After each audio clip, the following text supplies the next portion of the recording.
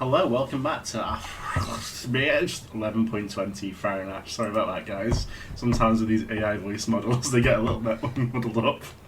Yeah, we just got to tune that back up. But we're here, and, well, I don't know. Are you queer? I don't know if I can say we're here and we're queer. It is Pride Month. Happy Pride Month, I don't know about that. I can't speak for you, but I don't think I am. I don't think I am, but, who knows? I'm a little fruity sometimes. Post in the comments whether you think. Post in the comments. Decide if I'm queer. We'll have a poll and that'll make the file. Poll on my sexuality. We'll Choose figure your it own out. adventure. Anyway, we're back with some more Aetheral Space. We got some pretty exciting stuff going on right now, so let's just jump right into it. Absolutely. And by right into it, I mean 6 months ago. Let's jump right out of it. 6 months ago, snow drifted down from what was now the Hex K sky, settling atop the houses and streets of the capital. Vex Turna paid it no mind. From where she was standing, there was no way to tell whether her shivering was coming from the cold or from fear. Her hands gripped the freezing railing behind her, as though her life depended on it. And to be truthful, it did. She looked down and felt her head swim at the dizzying distance between herself and the ground. She swallowed. Oh, do you get it? Because she's like swallowing in fear, but also she turns into a bird. I get it. Exactly. That's actually cool. I like that. It was strange. Yeah, it was She thought she'd already been resolved when she'd come into work today. She joined the other members of her crew, hired to help with the reconstruction of the regulatory, and made her way up the roof as planned. Yes, as planned. Everything had gone as planned. So why was she still standing here? Just let go, she urged herself, whispering to that vice-like grip. It'll only be scary for a second. Then it'll be nothing. Don't worry. For months now, ever since the Battle of the Capital, Vex had felt as if the world was crushing her. When the monsters had run rampant through the streets, devouring and destroying everything in their path, she'd been the only survivor of her family, saved by happenstance more than anything else.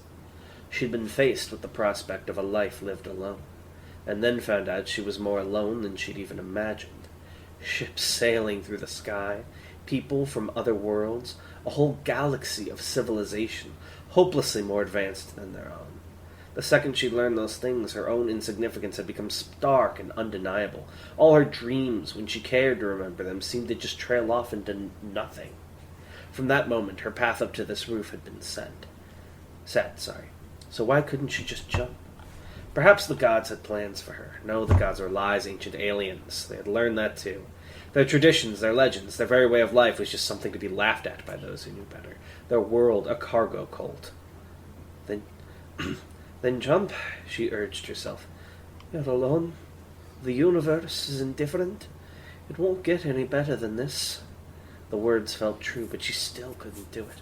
The more she looked down, the further the distance to the ground, to the streets below, seemed. Perhaps she'd never hit the ground, and just keep falling forever. The thought sent a whole new shiver down her spine. Do it, do it, do it, do it! Her foot hovered over the void, and the sheer absence there was enough to change her mind. Driven by a sudden animal panic, she turned and went to clamber back over the railing, but it was winter. It was cold. It was slippery. Vex's foot did not find the purchase it had expected, and with a muted horror she felt herself falling backwards. Her hands, having finally released the railing, grasped uselessly at empty air. Vex only realized in the moment before she fell. I don't want to die! Boom! White light washed over Vex's face as she heard a clap of lightning, and before she could fall any further she felt a hand seize her wrist. She'd been forced to close her eyes against the sudden, violent light, but as she opened them again she recognized the face before her. How could she not? She was the woman who'd opened up the world, after all. Lily Aubrisher. Gods, Aubrisher said, pulling Vex up. Are you okay? Lightning flashed and people died. Lily Aubrisher's speed was such that the hallways and rooms she rushed through were little more than blurs, but even so, she made certain that all her enemies fell. She'd gotten used to killing a long time ago. As a streak of white-hot electricity, she leapt over the swing of a claymore and sent a surge of power into the open mouth of the man who'd swung it. He fell back onto the floor, still, smoke rising from his burnt-open sockets. Another soldier tore his prosthetic arm off, and the discarded limb transformed into a massive fly, buzzing after Lily as it pursued her. One shock was enough to incinerate it, and the second aimed at the soldier was enough to make his heart pop in his chest. He died without a visible wound. She moved and she moved, she killed and she killed. A kick was enough to sever a limb, a punch enough to crush a skull. The resistance that Lily Aubrasher met as she made her way through the Tartarus would have been enough to kill most people several times over, but she'd not been hit once. Her power was Raiju's, and Raiju's power was absolute. As Lily made her way through the ship, crossing a distance in seconds that would have taken many minutes for an ordinary human, she did her best to stay focused on the task at hand. It had been a massacre back on Elysian Field. She'd seen that. If she could take out the Coordinator and lessen the load on her comrades even a little, then she'd devote everything she had to that task. But Vex, would she really do all right going after the heir on her own? Lily dispelled the thought. Vex was not weak by any means. As the first of the Cardinal Beasts, she was the closest to achieving the 100% fusion with her guardian entity that Lily possessed. If there was anyone that Lily could trust with such a task, it was Vex. She had to tell herself that. Decisions had already been made. Predetermined paths had already been laid out before them. From here on in, all they could do was reap what they'd sown. Ooh, that kind of goes hard. Actually, you know what? I would even get rid of from here on in and just do all they could do was reap what they'd sown. That's fucking hard. That's meta. I like that. That's so good. My pen's lighting on fire. Yeah, it's like you riding fire and then like me squirting like little bits of like Gasoline. chili sauce and I'm like, ooh, look at that. Ooh. You're pulling the Gasoline. Which idiot activated the lockdown? Ascendant General Toll muttered under his breath as he rounded the corner to the tram. Heavy shutters had lowered down to block the path, just as they had done in the last few hallways. The captain of the Tartarus, Gladstone, adjusted his tie as he walked after Toll. Is this Gladstone talking? Yeah. You indicated there were intruders aboard the ship. I merely proceeded appropriately. Procedure is quite clear in such cases, sir. Toll gritted his teeth. Procedure is to lock down the immediate area surrounding the intruder, not the entire ship. Gladstone scratched his ear. Well, this did become apparent shortly after the order was given, but at that point, the power went down, Toll finished, and the damage was done. A nod. Quite so. Alexandrius Toll could have wept. What had the world come to? This whole operation was an utter disaster. They had an army of maniacs down on the planet below, thrown down with no orders, killing each other just as much as they killed the enemy. The actual army was up here the ship, twiddling their thumbs, and because the Supreme had wanted to commence the attack as soon as possible, the Tartarus was the only cruiser stationed at the planet, leaving them with no backup to protect their strategy center. If all that wasn't enough, the captain of the Tartarus was the kind of idiot who blamed procedure and happenstance for his own idiocy. At his last checkup, Toll's doctor had told him... At the last checkup, Toll's doctor had said to avoid this sort of stress, that it would lead him to an early grave. It seemed the world was keen on inflicting it on him all the same. He glanced at the technician trying to override the door controls. Progress! The young man turned his head, pale and apologetic. He shook his head and opened his mouth to say something, but Toll had no need to hear it. Move aside, the Ascendant General commanded, and the technician quickly obeyed. Toll took a deep breath, extending his arm, and periwinkle aether began to crawl along the length of his limb. He closed his eyes for just a moment to focus himself, to banish all distraction, and when he opened his eyes, they were burning with angry white light. Sevenfold Serpent! He roared. Tsunami! As the name suggested, 7 massive serpents exploded forth from Toll's arm, their intertwined tails engulfing the limb.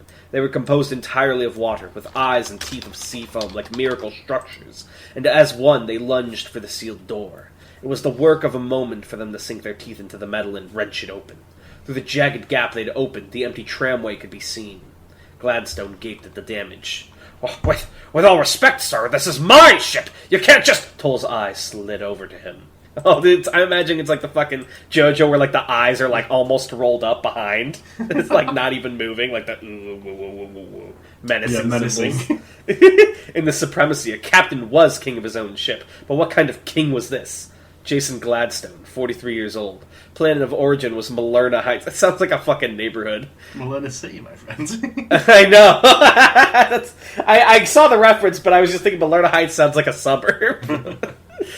Planet of origin. So is Malerna City on Malerna Heights? It's just a reference. Don't worry too much into it. Okay. Planet of origin was Malerna Heights, enlisted in the military directly through combat school, switched to the naval track 2 years later, but lingered in mediocrity because he was, to be frank, a mediocre man. The only reason he now has command of the ship was because he had made himself a pawn of the body, gladly obeying the orders of the 3 wise men at their head. Another symptom of the disease destroying the supremacy. No great loss.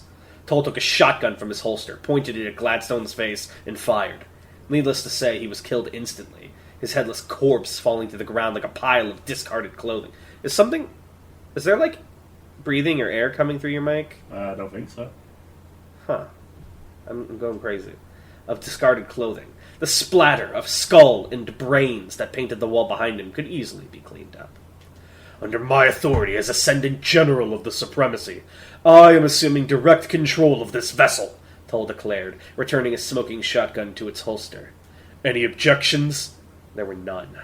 Not surprising. Incompetents like Gladstone were never popular with the men they led. Toll's nose wrinkled as he looked down at the corpse. What? What? Shut up. Shut up. Shut up. Shut up. Shut up. Shut up. You're lying. That's not real. Tan, explain before I read this line what you mean by this. Please read it. Tan, shut up. Tan, shut up. Tan, shut up! Breathing heavily. I feel like fucking Darby right now. I'll say it! Don't get my hopes up. This better not be some bullshit like, oh, it's the person that adopted her. I'm gonna kill you if that's what happens, okay? Oh my god. Toll's nose wrinkled as he looked down at the corpse. Hazard, he called over his shoulder. Get rid of this. Ascendant General Toll never went anywhere without his personal guard. Even in private meetings, they were never far, even if they couldn't be seen. People called these 6 bodyguards the honest men, and Toll had come to appreciate their quiet competence over the years. Fuck you. Alright, we're done. I'm quitting Aetheral Space. You also spelled it different the second time, so double fuck you. Sorry, that was on. You're dead to me. Android. You're literally dead to me. Oh my god. I don't even know how to feel about that. Fuck you. Okay, back on track. Gregory Hazard stepped out of the shadows, his blonde hair hanging over his face, revealing only a single crimson eye, and a nose so twisted it must have been badly broken a long time ago. He wore a white military cap and jacket over a black bodysuit, and as he kneeled over the bleeding corpse of Gladstone, he seemed utterly devoid of passion. This was what Toll looked for in his subordinates. Vapor moon, he muttered, chalk-white aether dancing between his fingers. It took him only a few seconds. Oh, is he like origami powers? I was just thinking of a character like that. That's sick. He folded Gladstone's body over itself again and again and again, each fold accompanied by a sickening crack, until the former captain's body was a flat object the size of a fingernail. Then, without further ceremony, he tossed it into a nearby waste receptacle. Gregory did not ask how they would proceed. He didn't make comments about the situation or offer unwanted advice. He just silently looked at Toll and awaited his next orders. Ideal. Honest men, Toll declared, you 6 shall accompany me to intercept the intruders. Gregory and Phillips will guard our strategy center. The rest of us will go after the air. Understood? They said nothing, but they did not need to. Their compliance was a matter of course. He flexed his bicep, and the 7 serpents detached all bar 1, slithering over to one of the honest men. Toll plunged his arm into the side of the water serpent that had stayed with him, submerging it up to the elbow, and each of his elite subordinates did the same with their own snake. Then, as one, they allowed their new steeds to pull them along, down the empty tramway and towards the fight. Excuse me, sorry. The winged woman kicked off the ground with a burst of flame, surging down the hallway towards Ash in the air. Ash Deldurin did not waste a minute. In one smooth movement, he hurled the bicycle in his hand up into the air, kicked it towards the enemy at blinding speed, and launched off the ground himself to pursue it. Before the bicycle could strike the woman, she smashed it out of the way with her crimson wings, but that only created an opening for Ash himself to attack. The woman thrust her fist forward towards Ash's chest, but he weaved out of the way, and as the 2 crossed paths, he held out his pinky finger and weaved an indistinct movement against the opponent's exposed arm. I'm thinking.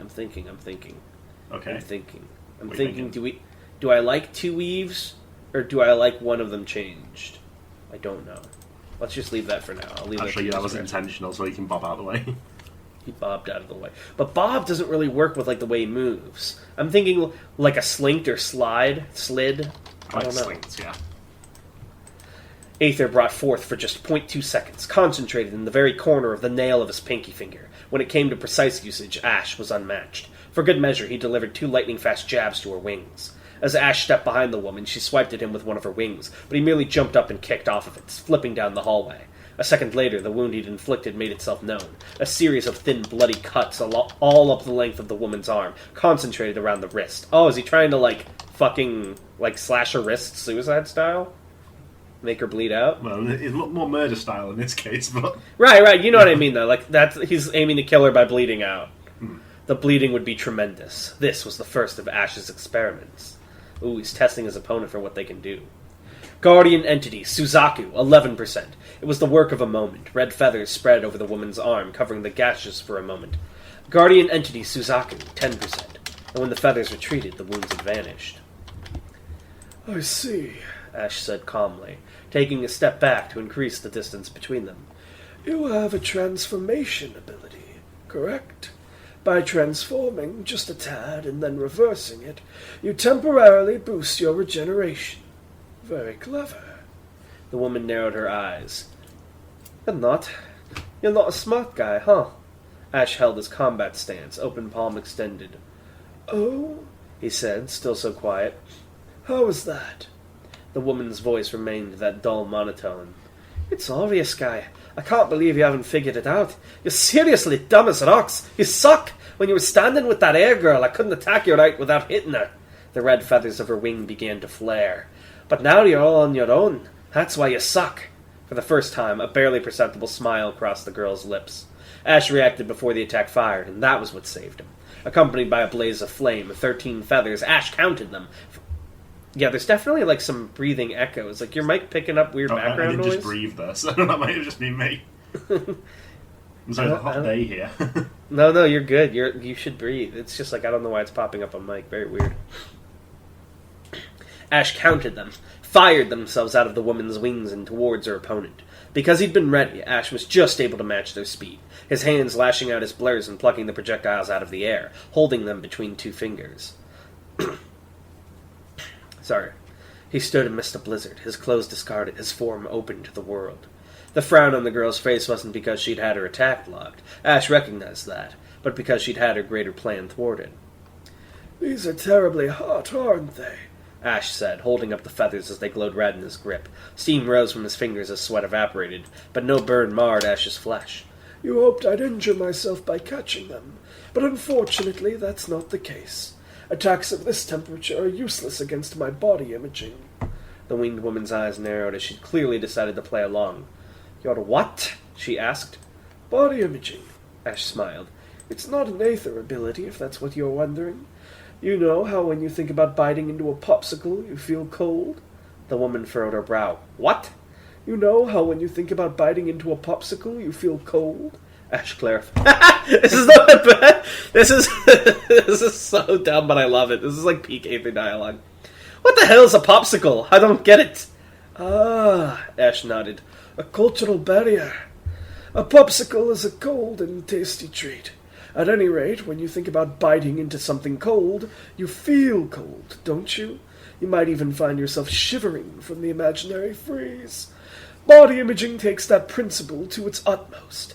Just through mental exercises, I can will my body to adjust its temperature however I like. A perfect countermeasure to these feathers of yours. To illustrate his point, he dropped the feathers, allowing them to fall to the floor and combust. Although I have to be careful not to get frostbite. The woman just blinked at that explanation, her expression suggesting she didn't quite get it, before cracking her neck and advancing. I love that there's pseudoscience in Aether, because I was just thinking about a stupid acupuncture character.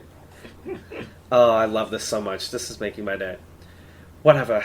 I don't care. You're a weird guy, completely strange. So all I want to do right now is... Her body jerked forward as there were 2 resounding pops, and at the same time the parts of her wings that Ash had jabbed earlier exploded outwards. Blood splattered across the hallway floor, and 2 jagged holes were opened up in her wingspan. Despite her best efforts, she couldn't quite stop the cry of pain from escaping her throat. Slothful fist, Ash continued, not having moved an inch. Through precise strikes, I caused considerable pressure to begin building up inside your body. This, too, is not an Aether ability. My name is Ash Del Durin. Now you can name yourself. Her face was painted as she looked up from the blood-stained floor, and the holes in her wings were slowly and gruesomely closing, but the woman answered all the same. Vex Tarna, she grunted. Good, Ash said, looking down at her. now we are acquainted, and so we can kill each other properly. Then, and only then, did Ash Del Durin truly attack. Ooh, truly. Alright, what's your fun fact this week? Ash Del Durin has an Aether ability that he has never used. I can't tell you more about it, but it's very good. How did he make it if he's never used it? Well, he understands the principles of it all. But what if he fucks it up on execution? Well, that would be unfortunate. Is this like the Naruto chakra gates? Where it's like, I can open up my gates, but I'll die if I open all of them? You can say. But each one makes me a little stronger. Alright, well, thank you guys for listening as By the way, I always. hit you with Slothful Fist when we started recording. You should be feeling it right about now. Thankfully, I used Sonic Recovery, which counters Slothful Fists. I see, by vibrating your body very quickly, you're able to expel the poison through your sweat. Yeah, I'm able to, like, loosen the pressure, so I'm good to go. Squirts out of me. Alright, we'll see you guys next time. I use Bye. body imaging to make myself very hot and slippery. Mm. Bye. Bye.